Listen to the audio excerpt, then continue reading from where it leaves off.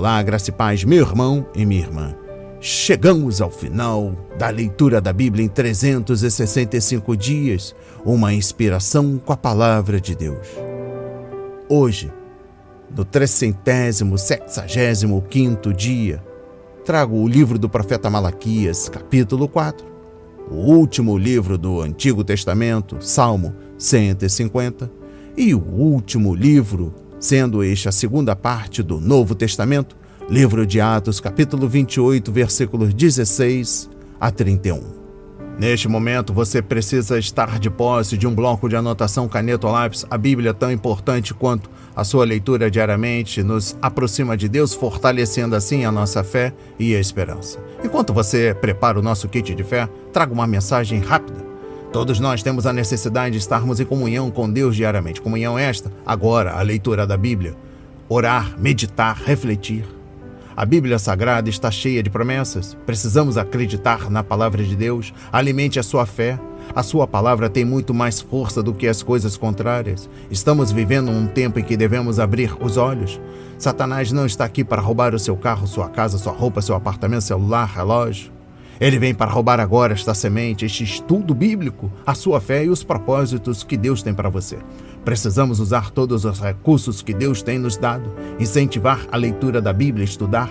A Bíblia Sagrada nos faz gerar a fé, nos faz ter o alimento, a cura e a restauração. A compreensão da palavra vem através da revelação pelo Espírito Santo. Senhor, revele a compreensão de sua palavra. Jesus Cristo, me dê compreensão de sua palavra hoje e sempre. Em nome de Jesus, amém, e graças a Deus. Se desconecte de tudo e permita que a palavra do Senhor adentre em vossos corações. Vamos para a leitura no livro do profeta Malaquias, capítulo 4.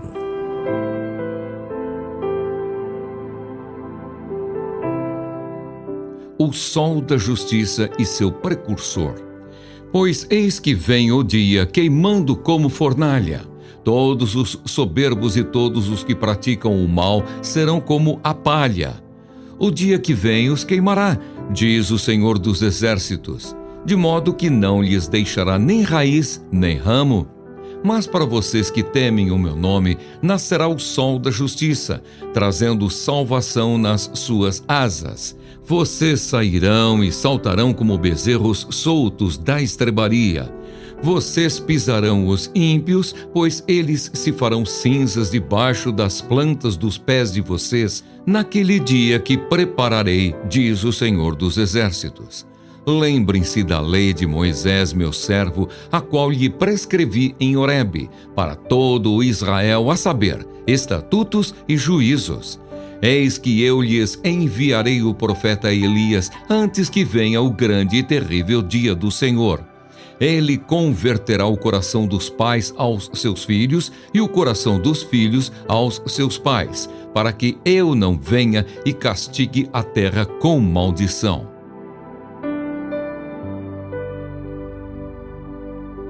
Amém. Compreendendo o livro do profeta Malaquias, capítulo 4. O capítulo começa com uma descrição do próximo dia do Senhor, caracterizando como um tempo de julgamento e destruição para os inimigos.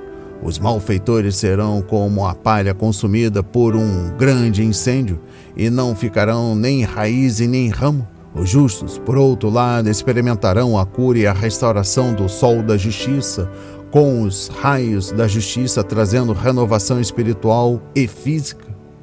Deus fornece uma exortação para lembrar e obedecer à lei de Moisés dada por meio de seu servo em Herode, Monte Sinai. Ele chama as pessoas a voltarem seus corações para os caminhos de seus antepassados. Elias, o profeta, é mencionado como um símbolo de reconciliação e restauração. Ele virá antes do grande e terrível dia do Senhor, voltando o coração dos pais para os filhos e vice-versa, para evitar que uma maldição caia sobre a terra. O livro de Malaquias termina com um sentimento de antecipação apontando para o futuro e para a chegada iminente do dia do Senhor. Os versículos finais servem como um lembrete da importância da obediência aos mandamentos de Deus e do papel do arrependimento para evitar o julgamento. A menção de Elias como precursor também prenuncia a vinda de João Batista, que prepara o caminho para a chegada de Jesus Cristo. Em resumo, Malaquias capítulo 4 enfoca os temas de julgamento, restauração e o dia do Senhor, ressalta a importância da obediência, arrependimento e retorno aos caminhos de Deus. O capítulo deixa os leitores com uma sensação de expectativa para o futuro e o cumprimento das promessas de Deus, apontando para a restauração e renovação definitivas que virão por meio do Messias. Compreendendo o versículo 1, os 3 primeiros versículos continuam o pensamento dos versículos finais do capítulo anterior, detalhando a punição de Deus aos ímpios e a sua libertação dos piedosos, conforme capítulo 3, versículos 1 a 5. Esta referência escatológica do dia do Senhor, conforme Isaías 13, versículo 6, Joel 2, versículo 11 e versículo 31, Sofonias 1, versículo 14, é injetada 4 vezes nas palavras finais do profeta, conforme capítulo 3, versículo 17, capítulo 4, versículo 1, versículo 3 e versículo 5. Antecipou o retorno do Senhor Jesus em julgamento, conforme Apocalipse 19, versículos 11 a 21, queimando como um forno, adicionando a imagem de um fogo refinador, conforme capítulo 3, versículo 2. Malaquias falou do julgamento de Deus como um fogo destrutivo que consome rápido e totalmente com calor excessivo, conforme com orgulho de capítulo 3, versículo 15. A destruição das raízes, normalmente protegidas por sua localização subterrânea, fornece uma imagem vívida e proverbial de sua totalidade. Todos os que se recusarem a se arrepender serão lançados no fogo do inferno, conforme Apocalipse 20, versículos 11 a 15. Compreendendo o versículo 2, enquanto os ímpios serão devorados pelo calor de sua ira, aqueles que o temem sentirão seu calor com cura de seus raios, conforme Isaías 30, versículo 26, capítulo 60, versículos 1 e 3. A referência é ao Messias. Ele é o Senhor, justiça nossa, conforme Salmos 84, versículo 11, Jeremias 23, versículo 5 e versículo 6, e 1 Coríntios, capítulo 1, versículo 30. Cura. A referência não deve limitar-se à recuperação física do dano causado pelos ímpios, conforme capítulo 3, versículo 5. Esta doença está inextricavelmente ligada ao pecado. A cura virá somente através do sofrimento do servo. Como bezerros alimentados em estábulos, os bezerros, quando confinados em uma baia por longos períodos de tempo, pulam de pura alegria quando soltos à luz do sol. A imagem é de uma vida alegre, vigorosa e despreocupada. Compreendendo o versículo 3, a destruição dos ímpios é apreciada por aqueles que sofrem em suas mãos. As cinzas eram frequentemente despejadas em trilhas para pedestres, para fornecer um caminho mais sólido durante o tempo chuvoso. Aqui os ímpios são comparados às cinzas, que os justos pisarão como resultado do fogo do julgamento de Deus, conforme versículo 1. O profeta deseja, como todos os crentes, que haja arrependimento de longo alcance, mas se não, a destruição do impenitente é inevitável. Compreendendo o versículo 4, tanto a lei quanto os profetas desempenham um papel na preparação para a chegada do dia do Senhor. Primeiro, o povo deveria se lembrar do que foi dado no Sinai. Herode, a lei de Moisés, focando principalmente nas obrigações de obediência no momento de entrar nessa aliança. Referência a Êxodo 24, versículos 1 a 2, Josué 8, versículos 32 e capítulo 23, versículo 6 e 1 de Reis, capítulo 2, versículo 3. Compreendendo o versículo 5, visto que o grande e temível dia do Senhor não aconteceu no tempo do Novo Testamento, devemos crer que João Batista não era o Elias prometido, ainda que tenha ministrado como ele. Assim, essa profecia ainda não se cumpriu. Elias poderá voltar à terra, possivelmente como uma das duas testemunhas, referência a Apocalipse 11, versículos 3 a 12, pois os sinais que esses dois homens nos dão lembram os milagres de Moisés e de Elias. E eu encerro a compreensão do livro do profeta Malaquias, capítulo 4, trago o versículo 6. Toda a criação aguarda com grande expectativa pelo retorno do Salvador, esperando ser liberta da escravidão do pecado, conforme Romanos 8, versículos 18 a 23. Nós, igualmente, devemos esperá-lo e, enquanto esperamos, devemos testemunhar dele aos outros, pois o aparecimento do sol da justiça virá tanto para queimar como para abençoar. Referência a Malaquias 4, versículos 1 a 2. Será a bênção para os que creem nele e consumirá os que o rejeitaram.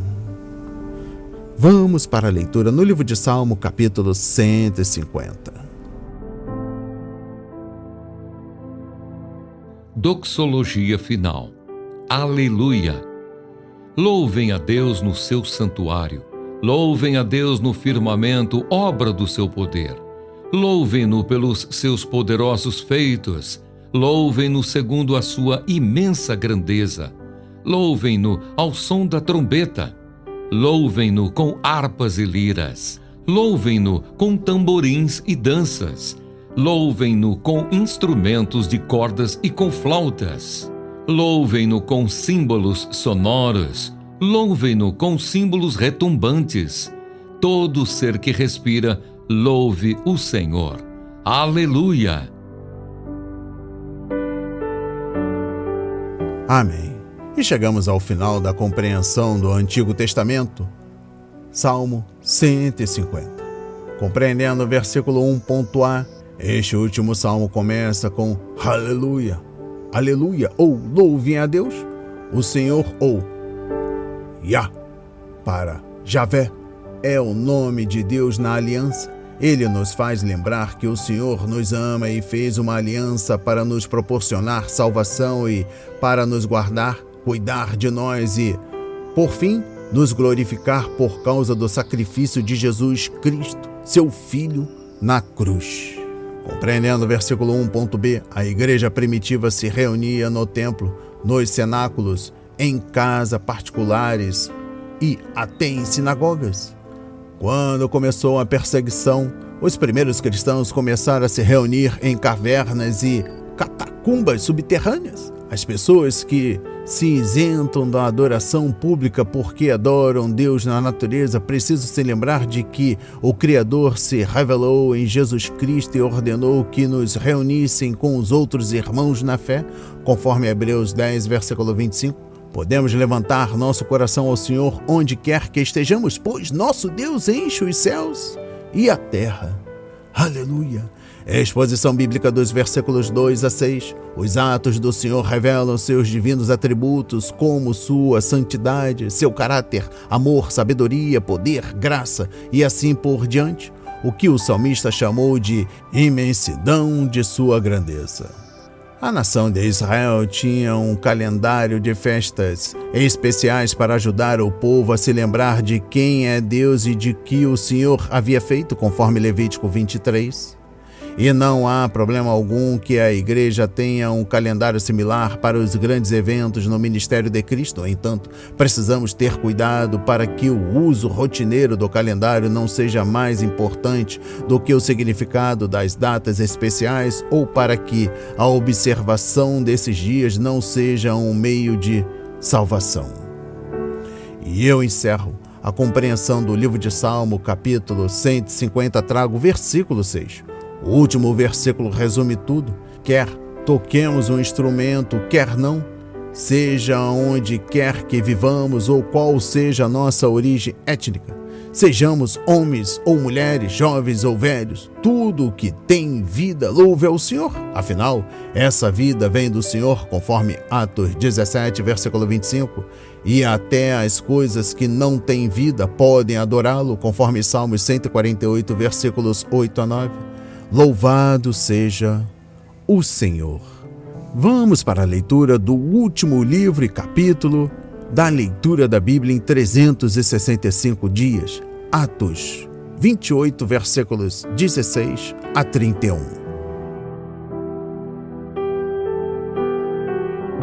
Paulo em Roma. Uma vez em Roma, Paulo recebeu permissão para morar por sua conta, tendo em sua companhia o soldado que o guardava. 3 dias depois, ele convocou os principais dos judeus. Quando estavam reunidos, Paulo disse: Meus irmãos, apesar de nada ter feito contra o povo ou contra os costumes paternos, vim preso desde Jerusalém, entregue nas mãos dos romanos. Estes, depois de me interrogarem, quiseram soltar-me, porque não encontraram em mim nenhum crime passível de morte. Diante da oposição dos judeus, fui obrigado a apelar para César, não tendo eu, porém, nada de que acusar o meu povo. Foi por isto que pedi para vê-los e para falar com vocês, porque é pela esperança de Israel que estou preso com esta corrente. Então eles lhe disseram: Nós não recebemos da Judeia nenhuma carta que falasse a respeito de você. Também não veio qualquer dos irmãos que nos anunciasse ou dissesse algo de mal a seu respeito. Mas gostaríamos de ouvir o que você pensa, porque sabemos que em todos os lugares essa seita é contestada. Paulo prega em Roma. Tendo eles marcado um dia, foram em grande número ao encontro de Paulo no lugar onde ele residia. Então, desde a manhã até a tarde, lhes fez uma exposição em testemunho do reino de Deus, procurando persuadi-los a respeito de Jesus, tanto pela lei de Moisés como pelos profetas. Houve alguns que ficaram persuadidos pelo que Paulo dizia, outros, porém, continuaram incrédulos. E, havendo discordância entre eles, começaram a ir embora. Mas antes que saíssem, Paulo disse estas palavras: Bem falou o Espírito Santo aos pais de vocês por meio do profeta Isaías, quando disse: Vá a este povo e diga: Ouvindo, vocês ouvirão, e de modo nenhum entenderão. Vendo, vocês verão, e de modo nenhum perceberão. Porque o coração deste povo está endurecido. Ouviram com os ouvidos tapados e fecharam os olhos, para não acontecer que vejam com os olhos, ouçam com os ouvidos, entendam com o coração, se convertam e sejam por mim curados. E Paulo concluiu: Portanto, fiquem sabendo que esta salvação que Deus oferece foi enviada aos gentios, e eles a ouvirão. Ditas estas palavras, os judeus foram embora, tendo entre si grande discussão. Paulo, prisioneiro durante 2 anos. Durante 2 anos, Paulo permaneceu na sua própria casa que tinha alugado, onde recebia todos os que o procuravam. Pregava o reino de Deus e com toda a ousadia ensinava as coisas referentes ao Senhor Jesus Cristo sem impedimento algum. Amém. Chegamos ao final do Novo Testamento, a compreensão, o estudo da Bíblia em 365 dias, e esta é a segunda parte do livro de Atos, capítulo 28, dos versículos 16 a 31. É a exposição bíblica dos versículos 21 a 22. A maior preocupação de Paulo era seu testemunho aos judeus em Roma. Eles não haviam recebido nenhuma palavra especial sobre o apóstolo, mas sabiam que em muitos lugares falava-se contra a seita cristã. Quando lemos a carta aos Romanos, temos a impressão de que os judeus em Roma interpretaram mal alguns dos seus ensinamentos, conforme Romanos 3, versículo 8 e capítulo 14, versículos 1 a 2. O apóstolo deixou claro que seu apelo a César não deve ser interpretado como uma acusação contra sua nação. Na verdade, ele era um prisioneiro em nome de sua nação e da esperança de Israel. Aleluia!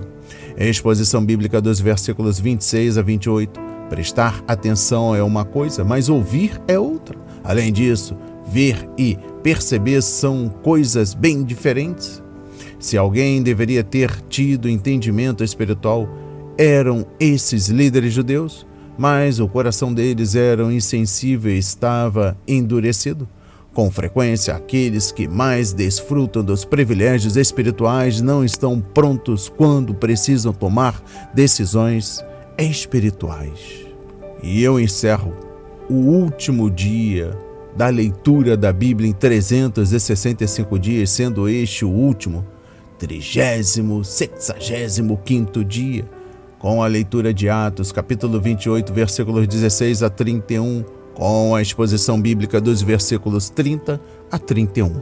Paulo mantinha a casa aberta e recebia qualquer um que quisesse discutir as verdades do reino de Deus. Ele estava acorrentado a uma guarda que era substituída a cada 6 horas, mas que era forçada a ouvir enquanto Paulo pregava, ensinava e orava. Não é de admirar que alguns deles tenham sido salvos, conforme Filipenses 1, versículos 12 a 14, capítulo 4, versículo 22. Aprendemos com os livros mais para o fim do Novo Testamento que, após sua primeira prisão, Paulo foi libertado, mas acabou preso de novo, provavelmente por volta do ano 67, e, dessa vez, sua situação mudou drasticamente. Ele não vivia em uma casa, mas ficava acorrentado numa prisão e era tratado como um criminoso, conforme 2 Timóteo capítulo 1, versículo 16 e capítulo 2, versículo 9. O inverno estava chegando e ele pediu a Timóteo que trouxesse sua capa, conforme 2 Timóteo capítulo 4, versículo 13. Porém, o mais triste dessa segunda prisão foi ser abandonado pelos cristãos em Roma, conforme 2 Timóteo capítulo 4, versículos 16 e 17. O grande apóstolo dos gentios foi abandonado pelas próprias pessoas a quem ele havia vindo ajudar. Lucas não escreveu o livro de Atos apenas para registrar a história antiga. Ele o escreveu para encorajar a igreja em todas as épocas a ser fiel ao Senhor e levar o evangelho aos confins da terra. Aleluia! Oremos. Pai, muito obrigado pelos ensinamentos. Foram 365 dias de conectividade com a palavra, com a Bíblia. Muito obrigado por cada dia, por cada livro, por cada ensinamento. Que esta palavra poderosa possa transformar, e eu creio que vai transformar vidas para a honra e a glória do seu santo nome. Muito obrigado por tudo. Obrigado pela intimidade. Obrigado pelo poder sobrenatural do Espírito Santo que habita e habitará até a nossa ida para a segunda casa, Pai. O novo céu e a nova terra do Espírito Santo. Em nome de Jesus. Amém. E graças a Deus. Receba essa palavra em nome de Jesus. A palavra foi semeada para a minha vida e para a sua vida, para a honra e a glória do Senhor. Receba esse alimento diário, não hesite, compartilhe. Deus está interessado na minha e na sua dor. Que Deus nos abençoe abundantemente.